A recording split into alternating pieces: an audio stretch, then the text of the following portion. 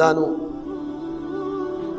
زما موضوع ده د نبی علیہ الصلوۃ والسلام درېمه بیبي او زمونږ درېم مور حضرت عائشہ صدیقہ بنت صدیق رضی اللہ تعالی عنہ.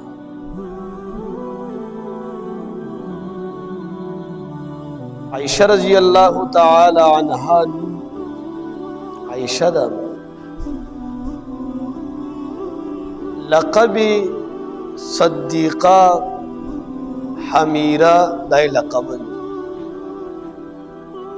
کنیت ام عبداللہ دی دپلار نمی ابو بکر صدیق رضی اللہ تعالی عنہ او د عائشی بی بی د مور نم زینب رضی اللہ تعالی عنہا دے چې په ام رومان سره مشهور دی. کنیت ام رومان دے. تاسو ته تیر جمعه ما عرض کړو چې خدیجه الکبرى رضی اللہ تعالی عنہا چې کله وفات شو نبی علیہ الصلوۃ والسلام ډیر غمجن بناست. خوله بنت حکیم رضی اللہ تعالی عنہا راغلا ورتوی اے د الله رسوله ته خدیجه پسې خفای ستا زړه نه غواړي چې زتا ته یو ښځه راولمه ستا نکاح کوم د یو ښځې سره چې ستا کورم پې آباد شي او تم پې په راحت باندې شي. وی اے خولا چا سره به ماته نکاح کی؟ وی زما په ذهن کې خود دوه ښځې دي.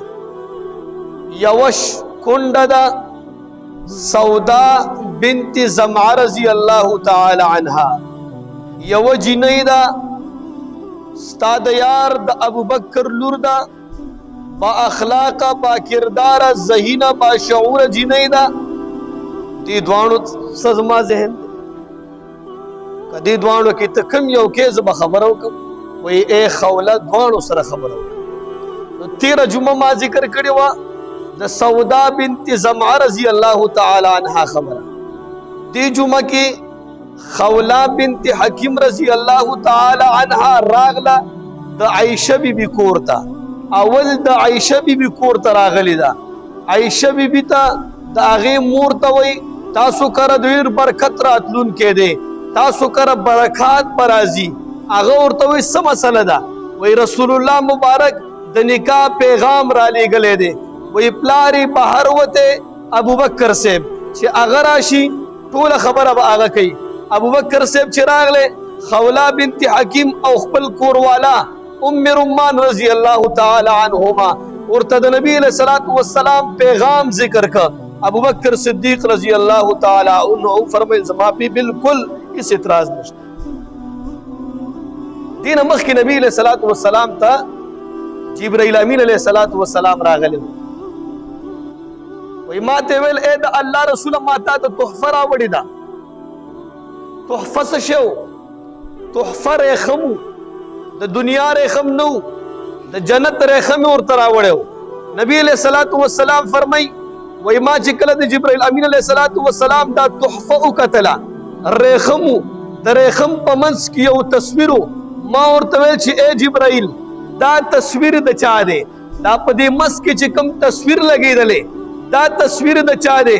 وی اے د الله رسوله الله پاک فرمای چې ما د خپل پیغمبر ته ما د خپل محبوب ته ما د خپل یار ته دا جنۍ خوښه کړې ده.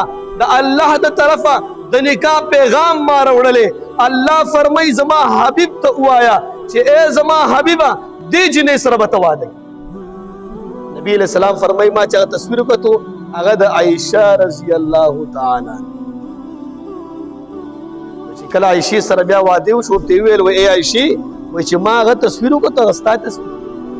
نو الله پاک د عائشہ بی بی د رسول الله مبارک د پاره خوښ کړو. ابو بکر صاحب خپل نکاح وتړل. د عائشہ بی بی عمر شپږ کاله یا اووه کاله چې نکاح یې وتړله 500 دراهم په مهر کې کېښوسته. بیا دویم واده خو یې سودا سره وشو دا یې لږه پرېښوستله ولې وړه وه دا ځان له مسله ده دې باندې زه تفسیر نه کوم چې نبی علیه صلات وسلام بعضې خلک وایي په 6 کالو کې یا 7 کالو کې نکاح شوې ده په 9 کالو کې رخصتي شوې ده دا څنګه کېدی شي دومره ماشومې سره ستاسو پیغمبر نکاح څنګه کوي دا خو ډېره وړه ماشومه ده موږ ورته وایو چې نبي علیه صلات وسلام دا د تعلیم دپاره کړی و دا یې تربیت دپاره کړی و رسول الله مبارک د خپل علم ښودلو ته چې خپل لور بوځې د 6 کالو یي د 5 کالو یي سکول کې کښېنې تعلیم پې کې نبي علیه صلات وسلام ته عایشه بیبي په 9 کالو کې تعلیم دپاره راغلی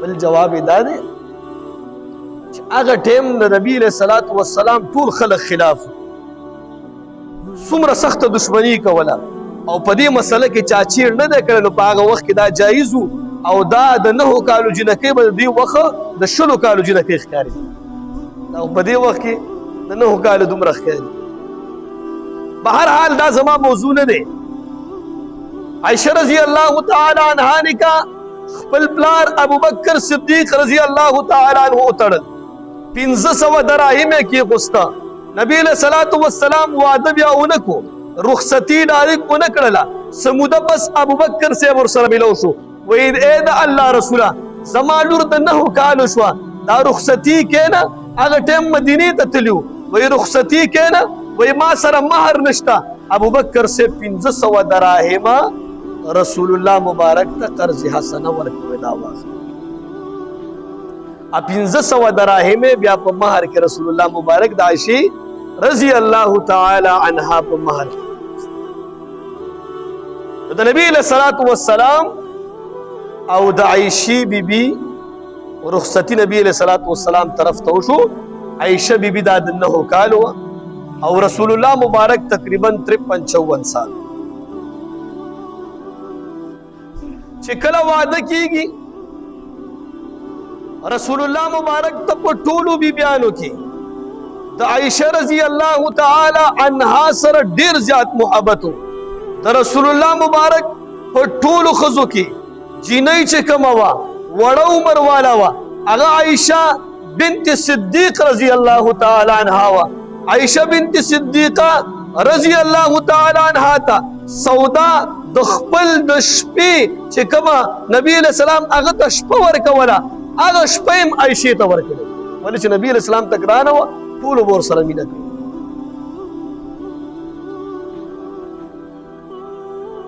نبی علیہ الصلوۃ والسلام ته دا ماته کړې روټۍ ډېره زیاته خوښه وه یو وارې عایشې ته وایي ای عایشې ته عامه ښځه نه یي ای عایشې ستا حیثیت ستا مرتبه ستا فضیلت ستا شان ستا خاصیت په دې نورو عامو ښځو باندې داسې ده لکه څنګه چې د ماته کړې روټۍ فضیلت په دې نورو روټو باندې عامه ښځه نه یي نبي علیه السلام ورته فرمایي ستا مرتبه ډېره لویه مرتبه ده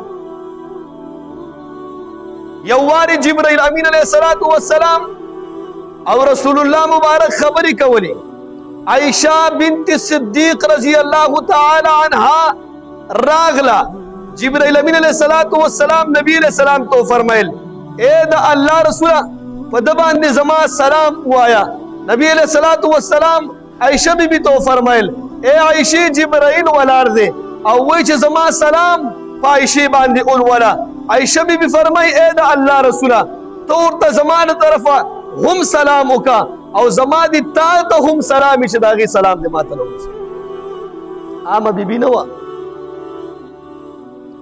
یو واره په سفر کې روان صحابه مخ کې شو نبی علیہ السلام او عائشہ بیبي رسته پاتې شو نبی علیہ السلام د سورلۍ نه کوشو عائشہ بیبي کوزه شو خپلو کې به منډه ووهو دا د رسول الله مبارک ډیر محبوب بیبي وه. وایي خپلو کې به لږ منډه ووهو. عایشه بیبي فرمایي دې ټیم کې زما بدن لږ شانتي نری و، زه په بدن باندې غټه نه وم. وایي ما چې راځه د الله رسوله، وایي منډه مو واله. وایي زه د الله د رسول نه وړاندې شوم. وایي ما ورته ویل چې ای د الله رسوله ما خو تا نه وګټله. وایي زه خیر دی. څه موده پس بیا وایي موږ په سفر باندې وو. صحابو ته رسول الله مبارک وفرمایل چې تاسو مخکې شئ. دا محبوبه بیبي وه. وایي ای صحابو تاسو مخکې شئ. عائشه بنت صدیق رضی الله تعالی عنها ته فرمایي وایي راځه چې موږ ته بیا مقابله وکړو، بیا منډه ووهو چې ته به مخکې کېږې او که زه به مخکې کېږم. عائشه بیبي فرمایي وایي زما بدن وجود دا ټایم کې لږ غټه وه. وایي رسول الله مبارک او زه موږ منډې وهلې. وایي رسول الله مبارک زما نه وړاندې. وایي ما ته ویل چې عایشې ستا بندغه خلاصه کړه. دومره محبت یې ورسره و، دومره محبت د عایشې بیبي د رسول الله مبارک سره و. داسې عجیبه خلک تیر شوي دي. یو وارې عائشه رضی الله تعالی عنها د رسول الله مبارک نه لږه شانتې خفه شوې وه. وایي دې کې ابوبکر صاحب راغلو، لور کور یو چې ګوري دا دواړه په خفګان کې دي.